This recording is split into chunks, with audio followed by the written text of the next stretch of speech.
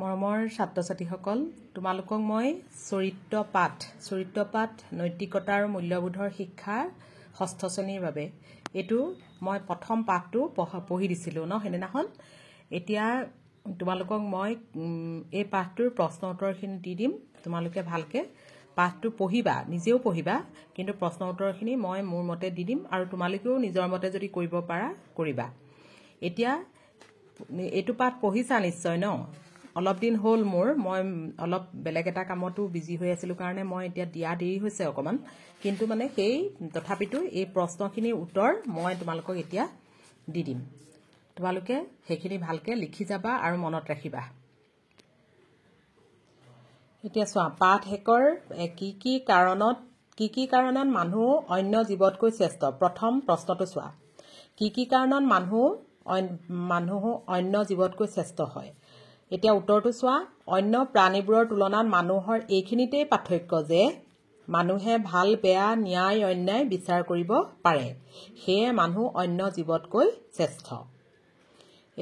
2 number প্ৰশ্নটো চোৱা, প্ৰকৃতাৰ্থত মানুহ হ'ব লাগিলে আমি কি গুণৰ অধিকাৰী হ'ব লাগে। প্ৰকৃতাৰ্থত মানুহ হ'ব লাগিলে বিনয়, সংযম, সত্যবাদিতা, দয়া, ক্ষমা, প্ৰেম, ভক্তি, ত্যাগ, নিস্বাৰ্থতা আদি গুণৰ অধিকাৰী হ'ব লাগে। 3 নম্বৰটো প্ৰশ্ন, আমি নিজৰ হিত কেনেকৈ কৰিব পাৰোঁ। উত্তৰটো চোৱা, আমি নিজৰ হিত কৰিবলৈ হ'লে অকল নিজৰ কথা নাভাবি জনসাধাৰণৰ লগত নিজকে মিলাই লৈ জীৱনৰ সকলো সুখ সম্ভোগৰ পৰা নিজকে আঁতৰাই আনি দেশৰ দৰিদ্ৰ জনসাধাৰণৰ হিতৰ কাৰণে কাম কৰিব পৰাটোৱেই হৈছে প্ৰকৃত জননেতাৰ কাম। ত্যাগে মানুহক মহান কৰে।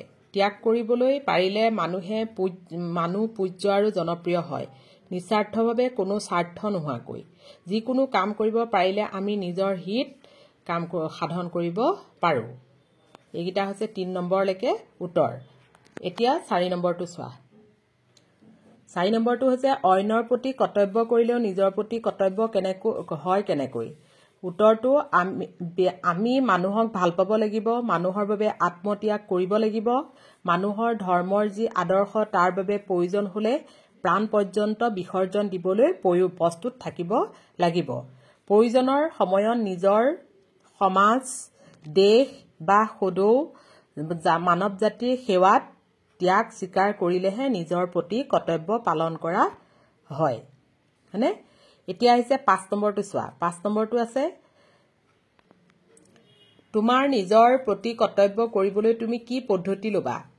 উত্তৰটো চোৱা, মানুহ আৰু জীৱ জন্তুৰ প্ৰভৃতিৰ প্ৰতি আমি কৰ্তব্য কৰিব লাগিব। তদুপৰি আমাৰ শৰীৰ আৰু মনৰ উৎকৰ্ষ সাধন আৰু আধ্যাত্মিক জ্ঞান লাভ কৰিব লাগিব, তেতিয়াহে নিজৰ প্ৰতি কৰ্তব্য কৰা হয়। এতিয়া এইখিনিলৈকে সেই 5টা প্ৰশ্নৰ উত্তৰ তোমালোকক লিখি দিলোঁ, তোমালোকে নিজেই কৰিবা সেইখিনি। এতিয়া প্ৰথম পাঠটোৰ প্ৰশ্ন উত্তৰখিনিও দিয়া হৈ গ'ল। প্ৰথম পাঠটো পঢ়িও দিলোঁ। এতিয়া নেক্সট পাঠটো আছে শিষ্টাচাৰ বা সজ আচৰণ। এতিয়া শিষ্টাচাৰ বা সজ আচৰণ পাঠটো তোমালোকক মই পঢ়ি দিম। এতিয়া এই পাঠটো তোমালোকে নিশ্চয় পঢ়িছাই ঘৰত।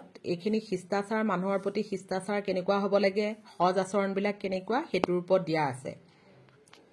সেয়ে এইটো মানে পিছত তোমালোকক মই নেক্সট ভিডিঅ'ত তোমালোকক মই পঢ়ি শুনাম গোটেই পাঠটো অলপ দীঘল আছে পাঠটো। মই তোমালোকক গোটেইটো পঢ়ি শুনাম কাইলৈ। সেইখিনি ভালকে তোমালোকেও নিজেও পঢ়ি চাবা আৰু এবাৰ মই নিজে পঢ়ি চাবা ঘৰত, আৰু মই পঢ়ি দিম, তোমালোকক পঢ়ি শুনাম।